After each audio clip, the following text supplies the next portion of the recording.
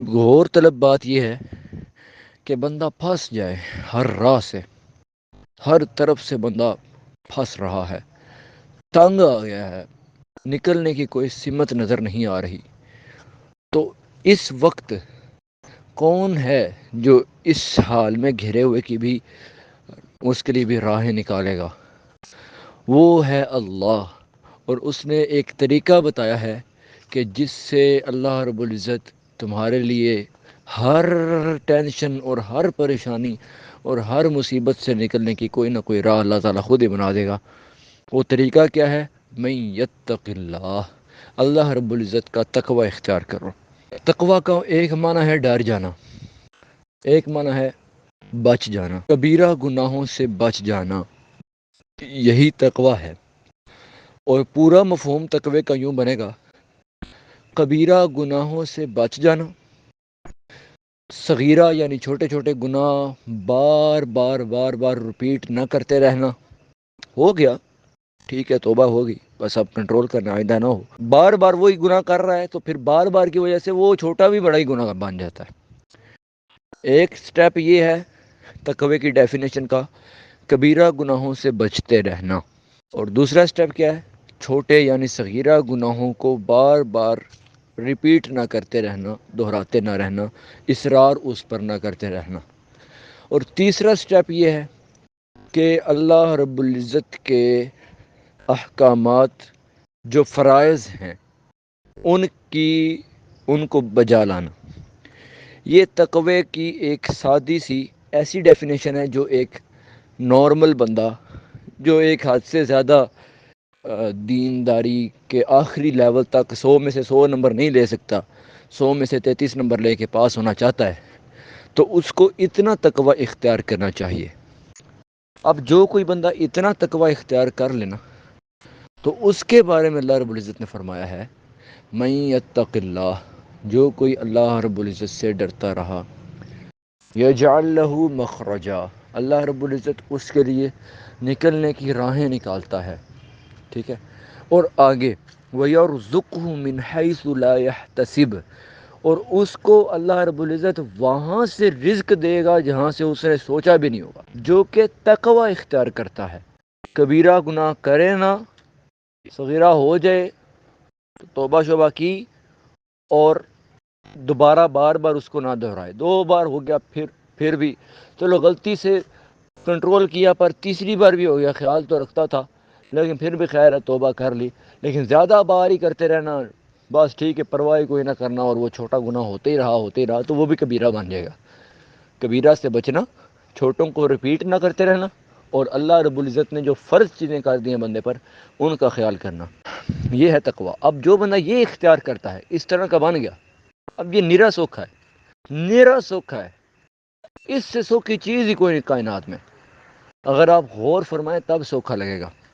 5 نمازیں، سال بعد روزے، سال بعد زکوٰۃ، سال بعد حج، ٹھیک ہے، اور کبھی کبھار جنازہ، چونکہ وہ بھی فرض کفایہ ہے، کم از کم کم از کم کم از کم، ویسے تو مہینے میں ایک بار جنازہ کسی نہ کسی کا اگر آتا ہے تو پڑھنا چاہیے، لیکن چلو سال میں تو ایک جنازہ بندے کو پڑھنا چاہیے، ٹھیک ہے، کیونکہ وہ فرض کفایہ ہے، آپ کے حصے کا دوسروں کی طرف سے ادا ہو جاتا ہے، لیکن پھر بھی سرے سے ہی اس کو چھوڑ دینا یہ بھی ایک عجیب بات ہے۔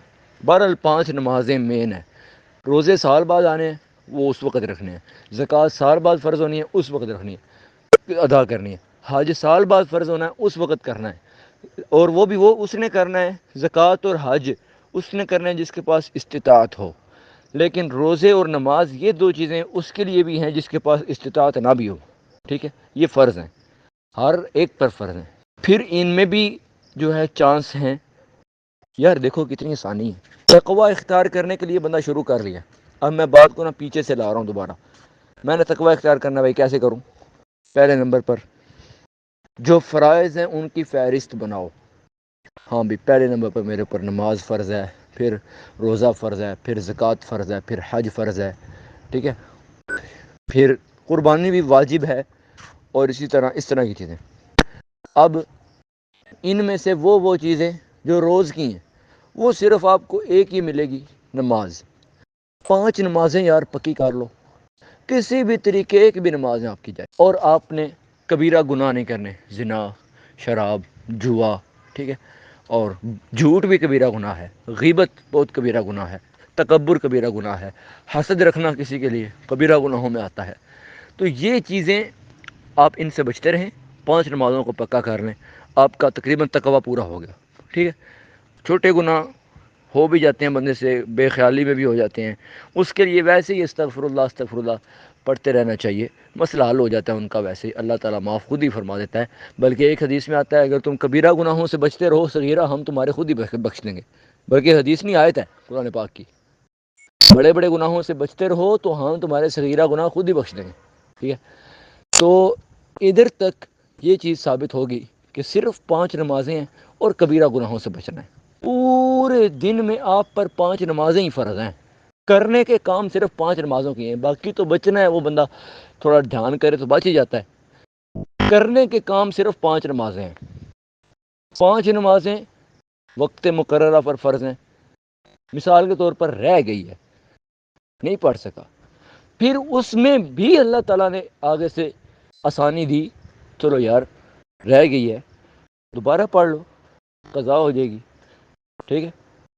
تو بڑی ایک آسانی ہے، اور اگر سفر میں ہو تو فرضوں کو 2 رکعت کر لو، 4 رکعت والے فرضوں کو 2 رکعت کر لو، ٹھیک ہے، یہ بھی ایک آسانی ہے۔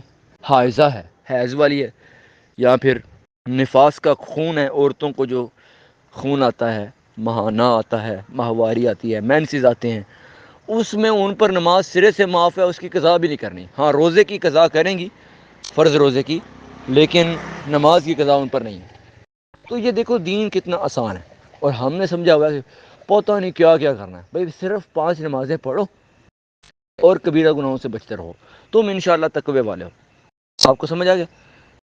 ابھی اس میں ایک چیز رہ گئی، قرآن کریم کو پڑھنا سمجھنا، یہ دونوں بھی فرض اور واجب کے درمیان والی چیز آپ سمجھ لیں،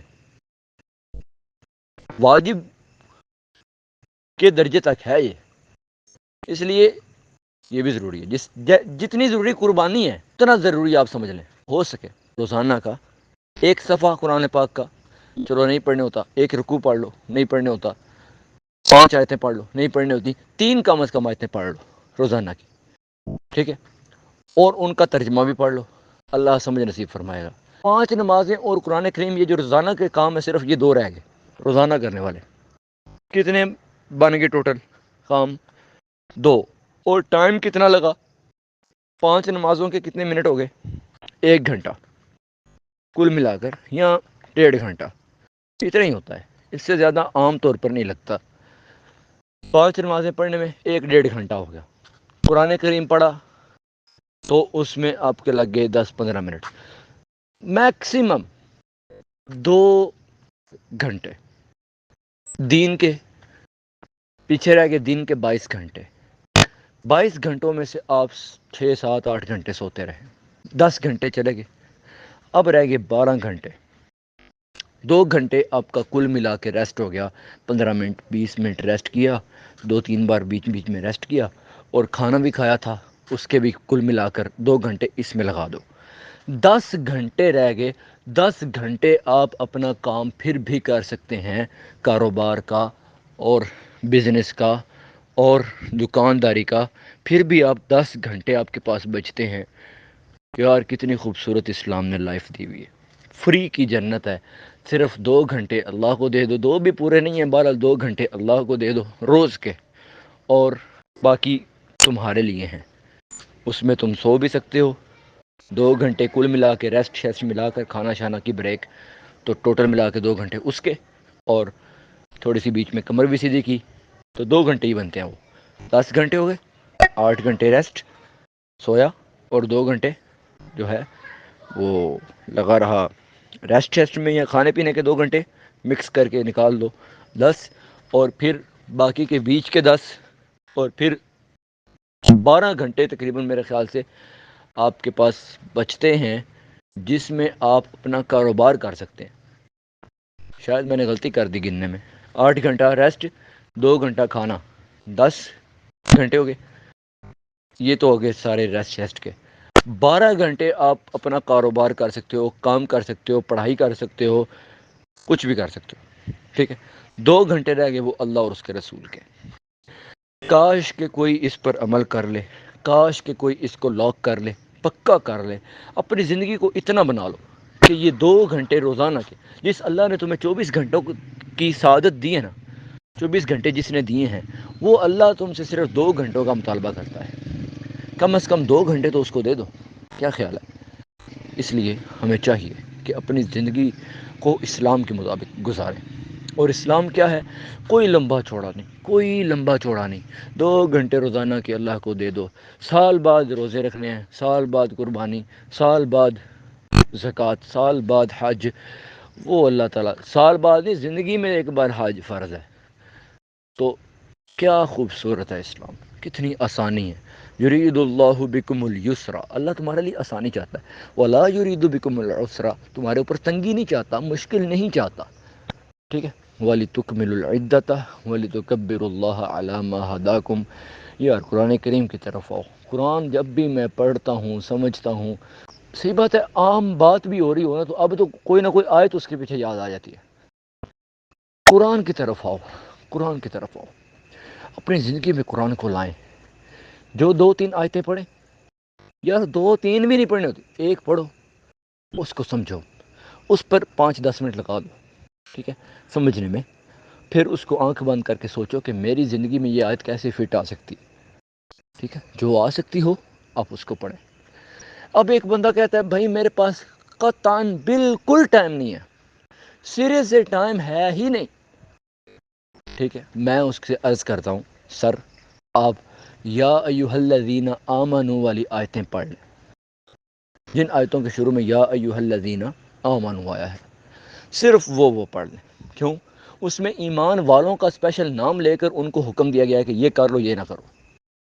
یا ایہا الذین آمنوا، اس میں اس بندے کو حکم دیا گیا، صرف وہ پڑھ لے، سمجھ وہ لے، اور عربی میں سارا قرآن کریم پڑھ لے، 5-5 منٹ روز کی عربی پڑھتا رہے، اور یا ایہا الذین آمنوا والی ایک آیت روزانہ کی پڑھ لے۔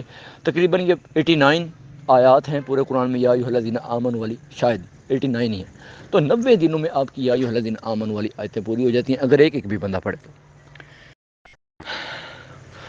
14-15 منٹ میں آپ نے میری بات نہیں سننی تھی، مجھے پتہ ہے یہ میسج کسی نے نہیں سننا، اکثر کیونکہ ایسے ہی ہوتا ہے، اس لیے میں اب اندر سے ٹوٹ رہا ہوں کہ کوئی بندہ 15 منٹ بھی دین کی بات سننے کو تیار نہیں ہے۔ تقویٰ اللہ تعالیٰ نے فرمایا فاتقوا اللہ ما استطعتم، یہ بھی ایک آیت میں ہے، ما استطعتم، جتنا تم سے ہو سکے چلو اتنے ہی تقویٰ اختیار کر لو۔ اللہ نے تقویٰ بھی مانگا ہے، 100% نہیں مانگا، تو یار دین کتنا آسان ہے یار۔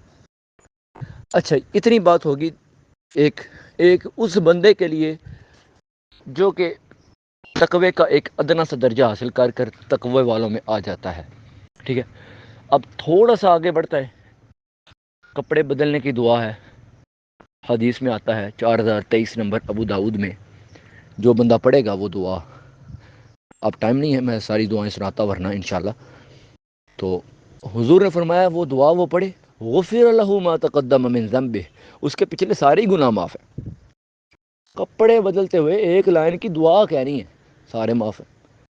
اچھا پھر کھانا کھانے کی بھی دعا بھی اسی حدیث میں ہے، ابو داؤد کی 4023 نمبر، جو بندہ پڑھے گا ایک بار اس کے پچھلے سارے کے سارے اللہ تعالیٰ معاف فرما دے گا۔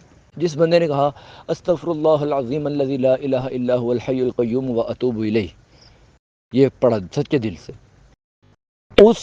وہ اگر میدان جہاد سے بھی بھاگا ہوا ہے پھر بھی اس کی معافی ہوگی، اتنا بڑا اس نے گناہ بھی کیا ہوا ہے کہ میدان جہاد سے ہی بھاگ آیا، حالانکہ سورہ انفال میں سٹارٹ میں ہے کہ جس نے یہ کام کیا بھاگنے والا تو فقط باء بغضب من اللہ، وہ اللہ کے غضب اور غصے میں گرفتار ہو جائے گا، اس پر اللہ کا غضب ہوگا، غصہ ہوگا، ٹھیک ہے، وَمَأْوَاهُمْ جہنم، پھر اس کا ٹھکانہ جہنم ہوگا۔ لیکن فرمایا کہ جو اس طرح کا بھی کام کر کے آئے، میدان جہاد سے بھی بھاگا ہوا ہو، اس کی بھی بخشش ہو جائے گی۔ اب حساب لگائیں، جب دین نے آسانیاں کی ہیں تو کتنی کر دی ہیں، پھر بھی میں کہوں میرا دین بڑا مشکل ہے یار، یہ ایڈا لمبا کام کون کرے۔ آپ کہتے ہیں مولوی کیا کیا تقریریں سناتے رہتے ہیں. بھائی مولوی صرف یہ عرض کرتا ہے کہ یار یہ 5 چیزاں نے نماز 5 نمازاں 10 منٹ قرآن پاک دے تیرے یہ لگ گئے 1.5 گھنٹہ. ویسے 1.5 گھنٹہ بھی لگتا نہیں ہے 5 نمازوں کا ملا کر. چلو 2 گھنٹے میں نے زیادہ بڑھا کر کہہ دیا. 2 گھنٹے تمہارے ہو گئے عبادات کے اللہ کے لیے. 2 گھنٹے تمہارے ہو گئے ریسٹ کے لیے. 8 گھنٹے کر لیے تم نے ویسے سو لیا. ٹھیک ہے 12 گھنٹے اب بھی تم دبا کے کام کر سکتے ہو.